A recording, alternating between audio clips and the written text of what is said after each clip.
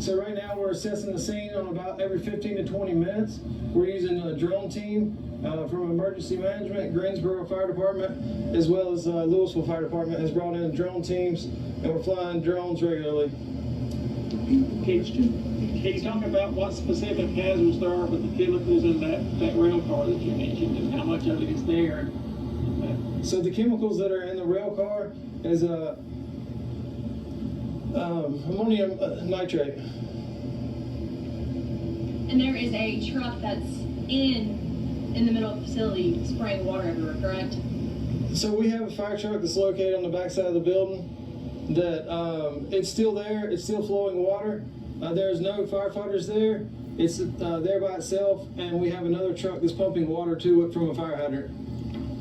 When you've been asking people to evacuate their homes, how many have you run into who have refused to leave or who don't plan on leaving? I do not have the numbers for you on that exactly.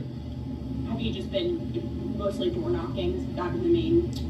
That's correct. That, and as well as there's about 6,000 people that live in this 1 mile radius.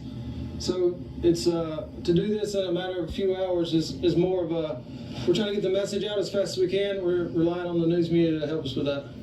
Any estimate or number right now about the number of people who are at that evacuation site currently at the education building? No, ma'am, I do not have that at this time. And how many crew members have you had around about helping out with this fight? So we've had at least 90 firefighters and probably up to close to 150 personnel between the police department, emergency management, and other agencies. Can you talk about what led to the decision to stop fighting the fire and pull back a mile? So the decision to pull back from the fire scene was, we fought the fire for 2 hours, and the fire extended into a rail car behind the structure. Once the rail car became involved, we were unable to get water to the location, and it has a large explosive hazard. Have you been in consultation with the company, and what have they been saying or doing? We have been in contact with the company. We don't have any comment from them. And obviously this is, a pretty serious situation. You moved your crews back. Kind of talk to the seriousness of this. So the seriousness is we want to make sure that right now we're evacuating everybody in this 1 mile radius. There is still a potential for explosion. We do not know the full extent of the time we'll be here, and it will not be anytime soon that we'll be leaving.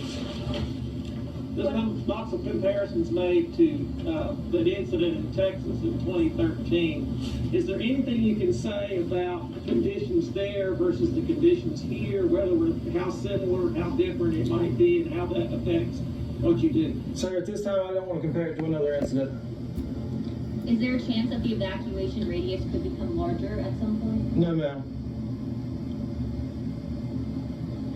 Have you been able to find out exactly what happened to start this whole thing? No, it's still under investigation. Again, we can't get up close to the scene right now. And if we have any more pertinent questions, I'll take those, and then I'll try to get back to the command post. Thank you. Thank you.